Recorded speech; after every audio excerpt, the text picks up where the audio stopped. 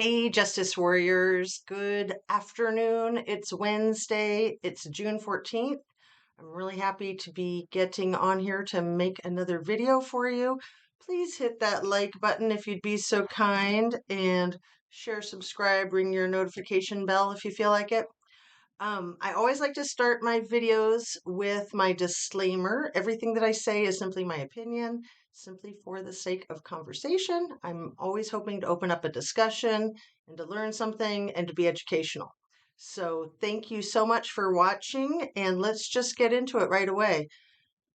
This Idaho 4 case is killing me. I'm sure it's very frustrating for a lot of us. There was tidal wave, a tsunami of information last week with the hearing at the end of the week. They allowed the criminal defendant to wear a suit, and then there were pictures circulating with him sitting in the front row holding this little book on his lap like a little kid, all excited, and Margaret Atwood over his shoulder. So I told you guys yesterday I read this book back in about 87. I think it was published in 85. It was all the rage. I didn't want to read it, but I felt like I had to. I couldn't stop reading it, but I felt like I had to. So when the movie came out, Natasha Richardson starred in it. It was good. It was, of course, it wasn't as riveting as the book. And now we've got this television series. Was it HBO? But man, it's gotten so popular. So I thought I would read real quick. I'm going to read off of 100 page 18. I think I'll just go straight to the chase, but I'm going to redact the terrible, terrible words. So let's see. I'll just start right here. Aunt Lydia didn't show these kinds of movies. Sometimes the movies she showed would be an old Orno film, starting with the letter that comes right after O, from the 70s or 80s. Women kneeling, sucking something, or guns, women tied up or chained or with dog collars around their necks, women hanging from trees or upside down, nudie bear with their legs held apart, women being assaulted, beaten up, unalived. Once we had to watch a woman being slowly uh, severed into pieces, her fingers and the things that she feeds babies with, snipped off with garden shears, her stomach slit open, and her intestines pulled out. That's the second half of page 118. So, you guys, I don't know if I need to explain to you why I'm reading page 118.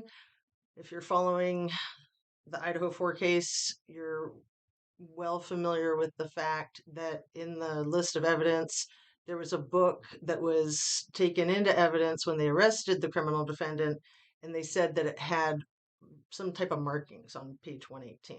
And people initially thought, oh, maybe that was Elliot Rodger's manifesto. I like to go with Crime Circus. Maybe it was Goosebumps novels. They're usually about 120 pages. And then this came up just last week, and it's just absolutely disgusting. I'll continue to read. It's not as bad. Just for the rest of the page. Consider the alternative, said Aunt Lydia. You see what things used to be like? That was what they thought of women then. Her voice trembled with indignation. Moira said later that it wasn't real. It was done with models, but it was hard to tell. Sometimes, though, the movie would be what Aunt Lydia called an unwoman documentary. Imagine, said Aunt Lydia, wasting their time like that when they should have been doing something useful. Back then, the unwomen were always wasting time. They were encouraged to do it. I'll finish the paragraph. The government gave them money to do that very thing. Mind you, some of their ideas were sound enough, she went on, with the smug authority in her voice of one who is in position to judge. We would have to condone some of their ideas even today. Only some women, mind you, she said coyly, raised their index finger, wagging it at us, but they were godless. And that can make all the difference. Don't you agree? That was intense. Just going to set that down. Telling you, it's a painful book to read. If you haven't read it and that's your introduction, then I don't know if it's going to turn you away from wanting to read it more or if it's going to interest you. If you do read it, I just recommend like taking it lightly because it is so heavy duty. It's deplorable. I mean, that's just the tip of the iceberg. So, a couple things that I wanted to talk about today. I've spoken about this a couple of times, but I've never gotten an answer. Does anybody know? Please put in the comment sections if you do. When Dylan Mortensen called her roommates the night of this incident on November 13th in the wee hours of the morning, and she was concerned and she was in a frozen shock phase and she wasn't thinking much of the guy that she just saw walk past her. Um, did she only call the roommates that were not living, or did she call Bethany too? I've always wondered if anyone has an answer to that question. Please share. Um, but yeah, this whole case is just so nuts, and there's, a ton of criticisms, and I want to get into some of those. Um, Juliet AF, if you guys aren't familiar with her channel yet, I recommend her. She's Zav Girl's significant other, and she just started her own channel. She did a really good video in the last 24 hours, and it was something to the effect of newsflash for you YouTubers, you are allowed to have an opinion, despite all the critics in your comment section. And you're allowed to question things, again, despite all the critics in your comment section. So I thought that was a really hot tip. So thank you, Juliet. I'm a big fan. I'm a big fan of Zav Girl. She took a long break. She had an illness. She had her life happen, and she's back on it. And I'm so glad. I'm so glad. So you guys are familiar with Sigma Chi. I'm sorry, I know I said it wrong. Sigma Chi, which is like the kind of the E symbol and the X symbol. So Ethan and Xana were at the Sigma Chi party. Initially, the report was that they left there at about 9 o'clock. And then it was like this unaccounted for 5 hour gap from around 9 until around 1:45 in the morning. And it wasn't until the affidavit came out, I think, after the arrest of Coburger, that suddenly Bethany Funk filled in that gap and said, "Oh, wait, no, they stayed at the party until 1:45." I was there. I'll vouch for them. I'll alibi them. So, is that how it happened? Because I really don't trust Bethany. I'll just say it in simple layman's terms. But what I wanted to bring up was that the symbols for Sigma Chi are the E and the X, like Ethan and Xana. And I only just caught that this morning. I was like, weird, I never caught that before. Um, so there's been a lot of hoopla about ABC doing a documentary on how horrible true crime on YouTube is, right? And they specifically attacked a few channels, one of them being the Drunk Turkey Show. I saw a little 5-minute video that Van Life Adventures made about that. And I'd like to give a shout out to Van Life Adventures. It sounds like she's got some medical procedure coming up. So prayers for her for that, for a quick and speedy recovery. It was odd because they said that Daniel, I think that's his name, the lead guy on the show, said that he used to be a cop or something. I never got that impression from him. You can usually tell. You can usually tell. So, he's a fairly young guy. So I'm thinking maybe he just did it for a couple of years and it wasn't a good fit. I don't know. But um, yeah, he says he's former law enforcement. And, I always say anything you say can and will be used against you. It doesn't need to be a court of law. That's just the way life is, not just on YouTube either. Everything you say can and will be used against you at some point. by someone. Trust no one. So you got to be careful with what you say.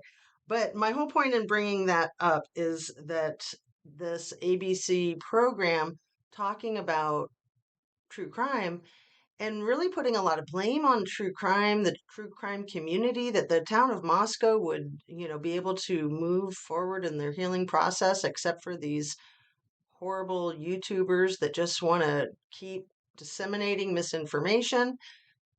Yeah, I think that YouTubers who disseminate misinformation, that is not a thing. Like, don't do that. Please don't do that.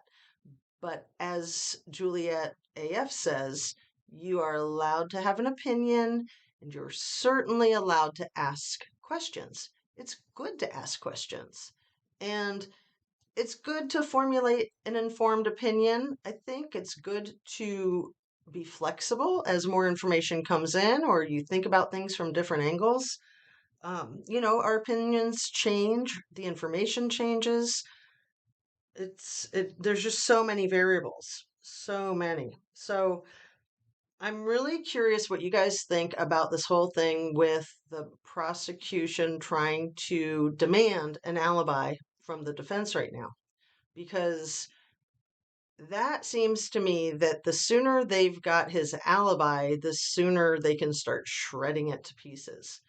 And let's just pretend for a minute that he's being framed, whether he has any involvement or not. Let's just pretend he's being hung out to dry.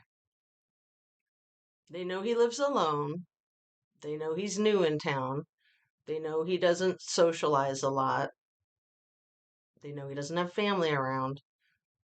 So even if he was not committing these crimes, it's going to be very challenging for a person who lives alone to alibi themselves. You know, being on his cell phone or on his computer could be part of his alibi, but people have been known to fake that in the past. And of course, we all know that there's video surveillance everywhere, you guys. It's all over traffic, it's all over neighborhoods.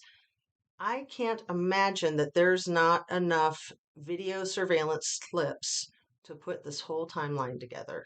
Like for real, a real accurate timeline of the truth of what happened and who was where and who did what.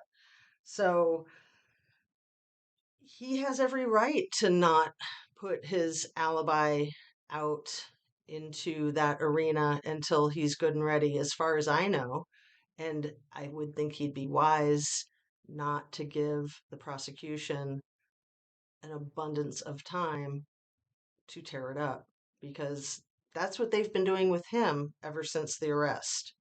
Ever since the arrest, they have been putting out whatever information they want, saying, that he wears gloves and he puts garbage in baggies and he prances around in the neighbor's trash can.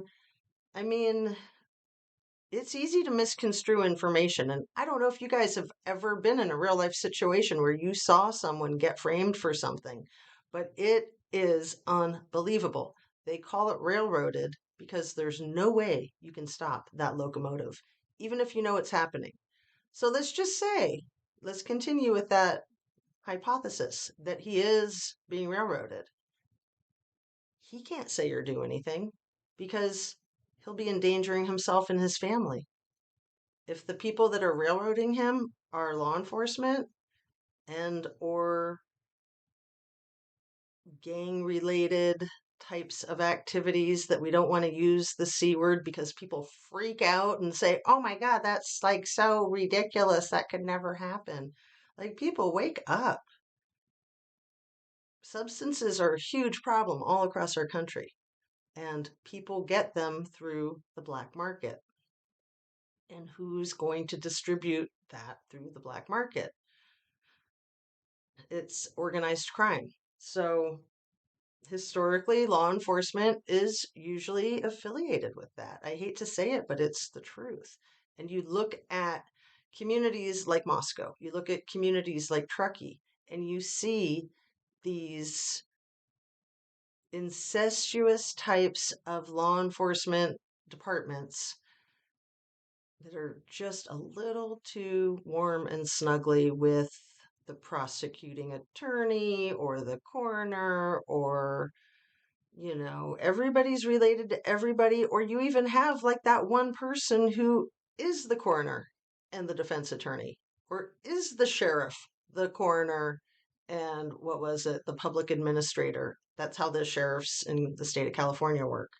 We know that Chief Fry's wife was elected just days before the horrible quadruple unaliving of these four amazing students.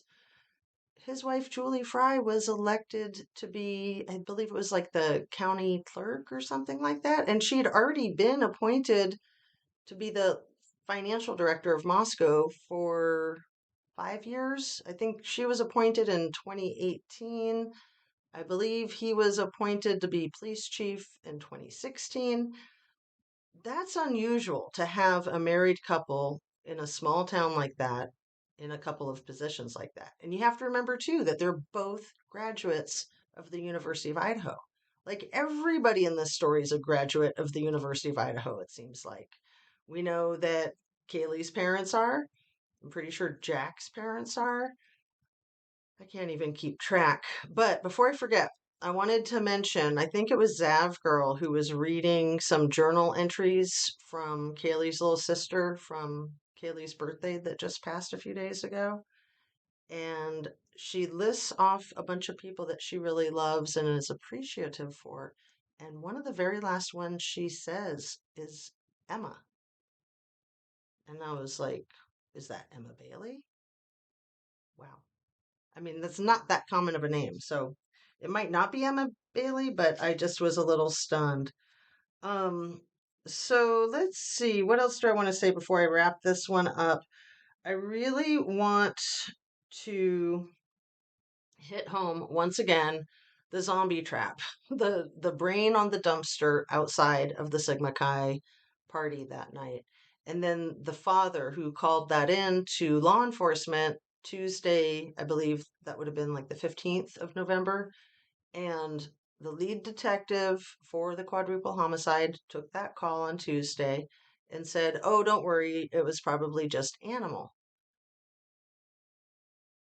It's a public health hazard. You've got this heinous crime in the same time frame and physical proximity. That's nuts, you guys. Like, there's so many red flags in this case. As far as I'm concerned, these people just give themselves away again and again and again. Like, they're just telling on themselves. They can't see the forest through the trees. They don't realize how ridiculous this whole thing is. So, a brain on a dumpster. Like, let's just say it was an animal brain because, the only other alternative is that it was a human. Like, yeah, I hope it was an animal, but still, why? Would that be like a signal, like a green light kind of signal? Or would that be like a signal like, yep, we've done what we needed to do, just putting the word out there, letting you know? I don't know. I do not know.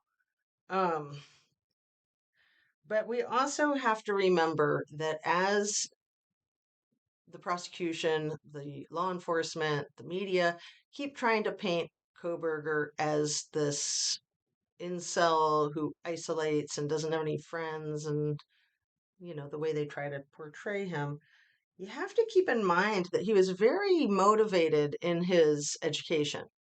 And so he was a teacher's assistant. He did these surveys where he put these questionnaires out on, I'm not sure, Reddit, Facebook, different social media platforms.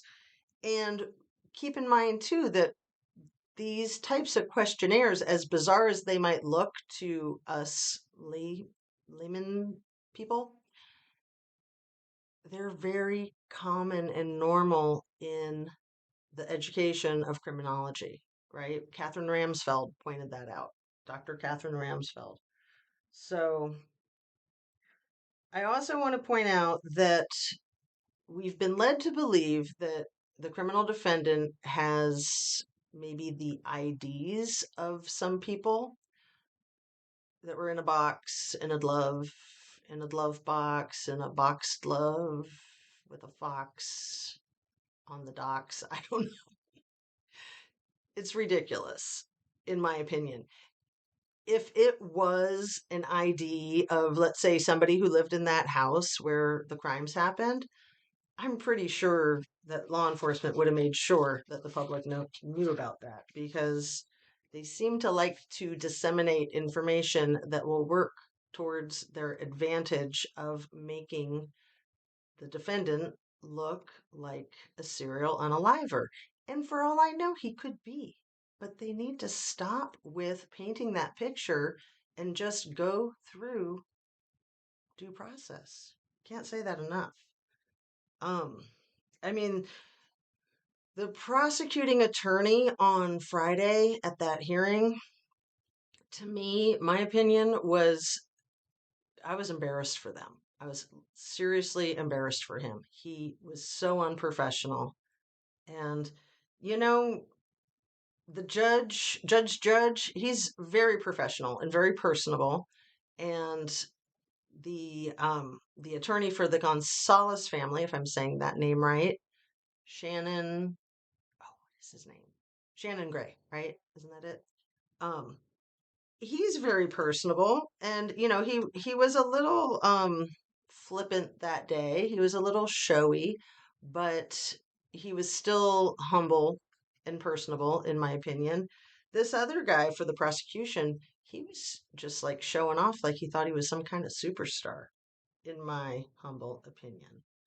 So back to the Coburgers' home in Pennsylvania, where Brian's parents live and where Susan Payne bought a house across the street on November 14th and then sold it a few months later at a several $1,000 financial loss. And that Susan Payne has a Brett Payne in her family. Going back to the Coburger family home, that home behind it is surrounded by woods.